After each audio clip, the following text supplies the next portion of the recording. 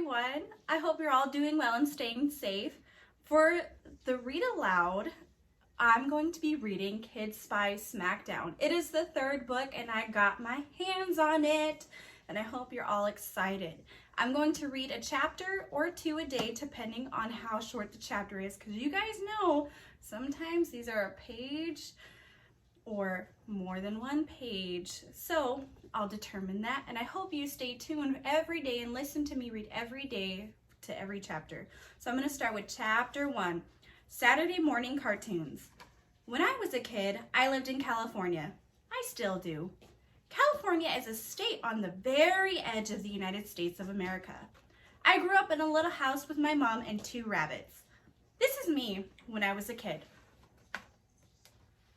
I was the shortest boy in my class, and shorter than most girls too. I'm taller now.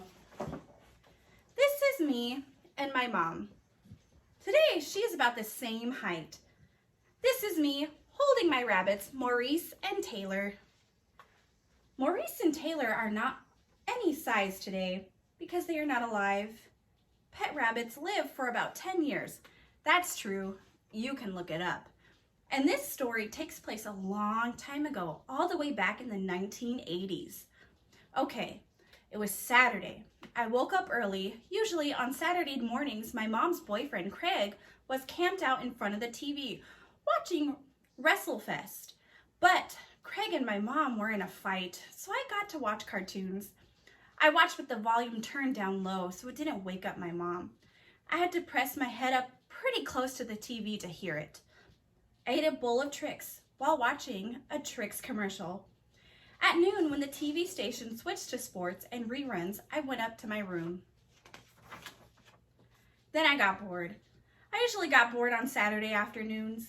They seemed to stretch on for way too long. My mom was sitting on the kitchen counter paying bills and making lists. She got annoyed if I distracted her.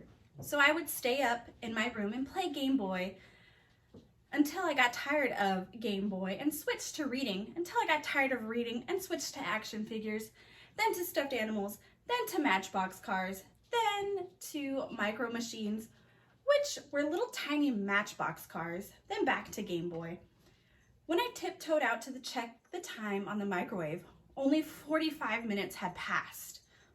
"What are you doing?" my mom asked without looking up from her calculator. "Why are you sneaking around?" "I'm tiptoeing," I whispered, "so I don't get distracted." "Why are you whispering?" "So I don't distract you." "It's distracting." I went back up to my room. I lay on the floor amid my toys and stuffed animals and books and Game Boy games and just stared at the ceiling. I got so bored, I screamed. "Ah!" I said. "Are you okay?" my mom called from the kitchen. "Yeah," I said. "You're being distracting." "Ah," I said really quietly so I didn't distract my mom. And then the phone rang. I jumped up. I'm pretty sure you guys can guess who it is. Today, when I'm writing this book, phones look like this. It's a picture of a smartphone. If you're reading this book 10 years from now, who knows what phones look like? Probably like this. But in the 1980s, they looked like this. Whenever the phone rang, it was my job to run to the living room and answer it. I ran fast, and I was full of hope. If you read the other books in this series, you know why. When I was a kid, sometimes the Queen of England would call me out of the blue and send me on an adventure. A dangerous adventure, a mysterious adventure, a spy adventure. I picked up the phone. "Hello?" I said. It was not the Queen of England. It was Craig. "Julie," "Hey baby," said Craig. Julie was my mom's name. It still is. I said, "It's Mac." "Oh, Mac, hi buddy. I thought you were your mom." "Yeah," I said. "You kind of sound like her on the phone." "Okay," I said. "Your voice is high, I guess." "Okay." "'Cause you're just a kid." "Okay." "Well, listen, buddy, is your mom around?" "No," I said. My mom was around. She was in the kitchen with her calculator, but she and Craig were in a fight, and part of my job answering the phone was screening calls. Screening calls meant not putting her on the phone when she and Craig were having an argument. Your mom is not around. No, she's not home. Nope.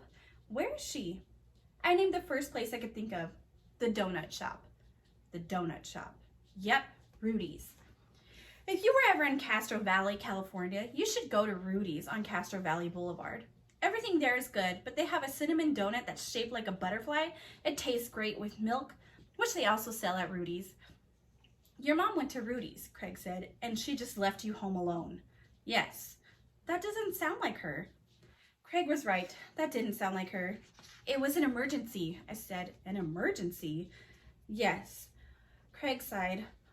All right, Budster. Hey, listen, while I got you on the phone here, I was thinking we should spend some bonding time together. I said. I had a feeling my mom was only thinking Craig and I should spend some bonding time together. How about I get us a couple tickets to WrestleFest Live? Craig said. It's coming to town. Joe Braun is gonna take down the dictator. I said. You love WrestleFest, said Craig. You will love WrestleFest, I said. You don't love WrestleFest? Wrestling's fake, I said. No, it's real, Craig said. No, they say it's real, but it's fake. I don't think you're right about that, Craig said. Okay, I said. Well, said Craig, think about it and tell your mom I invited you and tell her I called and tell her I'm really sorry from the bottom of my heart and tell her I love her and she can call me back whenever she feels like it. I'm at the firehouse. Okay. Craig hung up. Who was it? My mom said. Craig. There was no way I was giving her the rest of the message. My mom said.